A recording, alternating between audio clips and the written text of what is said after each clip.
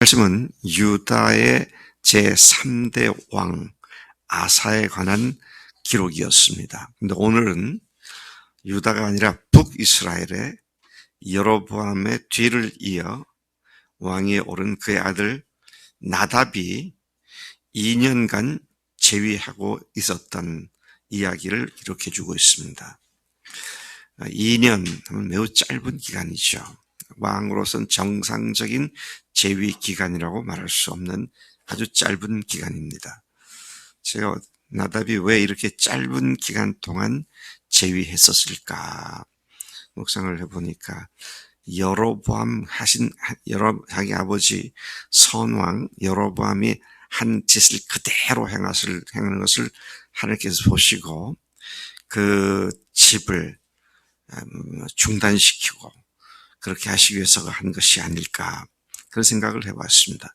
나답은 북이스라엘 왕국의 2대 왕으로서 아버지 여로보암 1세처럼 악한 짓을 많이 저질렀습니다. 참 이상합니다. 그 짧은 기간 동안에 악한 짓을 많이 저질렀다. 그는 아론의 아들들 중에 한 사람의 이름과 똑같습니다. 그렇죠? 누구죠? 아론 하면은 대제사장 집안이 되었잖아요. 근데 그 아들 중에 하나가 나답이었습니다. 그런가 하면 또 다른 아론의 아들 중에서 모세의 형 아론의 아들 중에 또 다른 한 사람과 이름이 비슷한데 그것은 형제가 아비야인데요. 그 이름 역시 아론의 또 다른 아들인 아비후 이름이 비슷한 그런 이름을 갖고 있습니다. 자, 왜 여로보암이 두 아들들의 이름을 아론의 아들들의 이름과 같거나 비슷하게 만들었을까? 사람들은 그렇잖아요. 자기가 좋아하는 사람, 자기의 의미 있는 사람들의 이름을 아들에게 이름을 붙이는 그런 경우가 있는데 아마 그 케이스인 것 같아요. 아론에 대한 이 여로보암의 생각이 특별한 생각이 있었기 때문에 그렇게 했겠구나 그런 생각이 듭니다. 우리는 여로보암이 어떤 짓을 했는지 잘 알잖아요. 그제 말씀에 보면 그가 유사 종교를 만들었죠. 거의 남왕조 유대 나라가 가졌던 비슷한 종교를 만들어 북이스라엘의 종교로 만들어 버렸죠. 거기에는 남왕조 유다가 지켰던 남왕조 유다가 지킨 게 아니라 원래는 이스라엘 전체가 지켰던 명절을 바꿔서 다른 날 자기 마음대로 명절을 만들고 또 성전에 법궤를 덮고 하는 그 금으로 만든 것을 흉내내 가지고 금송아지 2개를 만들었고 또 자기 마음대로 제사장들을 세우게 되고 그래서 얼핏 보면 아주 비슷한 그런 종교처럼 보입니다. 자, 유사 종교를 만든 여로보암 그리고 그의 아들 나답 자, 이런 이를 보면서 참 어설프게 믿었다가는 큰일 나겠구나. 아예 모르는 걸 새로 만든 게 아니고 비슷하게 만들어가지고 북이스라엘 사람들이 남쪽으로 내려가 명절 때 순례를 하지 않아도 그것을 대체할 수 있는 것을 만들어서 그래서 음란하게 이방 신을 섬기고 엉뚱한 신을 섬기게 만든 그런 일들을 통해서 백성들을 철저하게 그들을 하나님께로부터 멀리 떠나가게 만드는 이런 것들을 보게 되죠. 참 어설프게 알고 어설프게 믿는 것, 그것은 믿지 않는 것이거나 또는 더 악한 일일 수 있다. 생각을 하지 않을 수가 없습니다. 제가 이 말씀을 묵상하는 가운데 공산당 선언을 한 칼 막스가 생각이 나더라고요. 칼 막스는 신학 공부한 사람이었습니다. 근데 그가 공산주의를 만들고 공산주의를 선포한 그런 장본인이 되죠. 또 김일성이도 생각나더라고요. 김일성이는 그 어머니가, 죄송합니다. 어머니가 아니라 외가 쪽이, 자기 부인도 그렇고 외삼촌도 그렇고 외가 쪽이 다 기독교 집안입니다. 근데 그들이 그 가정이 김일성과 혼을 맺고 나서는 김일성을 만들어버리는 일에 앞장을 서는 그런 결과를 가져오죠. 그것이 가져온 폐해가 지금 오늘 우리가 겪고 있는 겁니다. 기독교인이라고 했던 사람들이 전혀 죽으시고 부활하신 예수님을 주인으로 모시는 것과는 상관없이 사상과 이념으로, 관념으로 종교를 받아들였을 때에는 자기만이 아니라 한 나라를 망가뜨리는 그런 일을 얼마든지 할 수 있다는 것이죠. 자, 이게 막스의 얘기구나 김일성의 얘기가 아니라 우리 얘기일 수 있습니다. 믿는데 예수님을 믿는다 그러고 십자가를 믿고 부활을 얘기하는데 정말 어설프게 믿으면 어떻게 됩니까? 자기도 망하고 주변도 다 망합니다. 제가 그 말씀을 이렇게 볼 때 늘 부딪히는 말씀 중에 하나가 뭐냐면 우리 중에 아무도 자기를 위해 사는 자가 없고 자기를 위해 죽는 자도 없도다. 우리가 살아도 주를 위해 살고 죽어도 주를 위해 죽나니 그러므로 우리가 사나 죽으나 다 주의 것이로다. 그렇게 말은 해놓고 맨날 지멋대로 살아요. 주님이 안 돼 있어요. 고작 해야 구세주 정도 돼 있어요.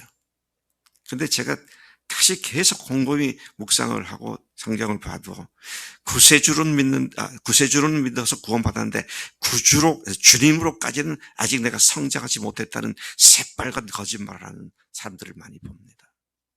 아니에요.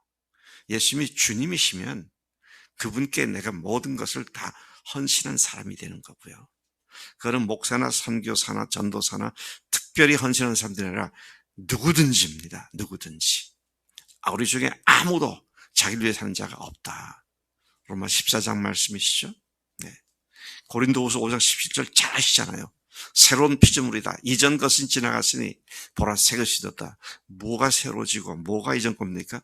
그 앞에 15절 16절에 보면 자기가 주인 되어서 자기가 자기 삶의 목적과 이유와 동기였던 것은 지나갔고 이제는 우리를 위해서 대신 죽으시고 다시 살아나신 예수님의 사는 삶으로 바뀐 자.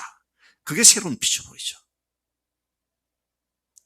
참 우리가 이런 면에서 한 가지를 믿더라도 특히 복음을 믿는 데 있어서는 희미하게 그것도 왜곡시키거나 축소시키거나 내 편한 대로 믿었다가는 큰일 난다. 사람들은 말씀을 들을 때 하나님의 말씀이 이런 말씀이구나 그렇게 받으면서도 전혀 순종하지 않아요. 그래서 당신의 아파트가 누구 겁니까? 그러면 내 거죠. 무슨 소리예요? 그 주님 거 아니에요? 그러면 그때 마지 못해서 그래야겠죠? 그래야겠죠가 뭐예요? 그러면 그런 거 아니면 아닌 거지. 자꾸 이런 얘기를 하니까 사람들이 저를 싫어하더라고요. 네. 아니 목사님이 저렇게까지 우리 교회는 싫어한다는 얘기 아닙니다. 우리 교인들은 그 말을 알고 믿고 받았기 때문에 지금까지 버티고 있는 거잖아요. 근데 다른 목회자들도 보면 이거 박 목사님 너무 센 복음 얘기하지 마세요. 사람들 다 도망갑니다. 좀 부드러운 복음 얘기하세요. 아니 복음이 뭐 센 게 있고 또 부드러운 게 있어요? 네? 복음은 하나지. 또 자기 마음속에 복음을 마음대로 자기 마음대로 복음을 각색해서 믿고 있는 그게 뭐냐? 여로보암이에요. 그게요. 여로보암이에요.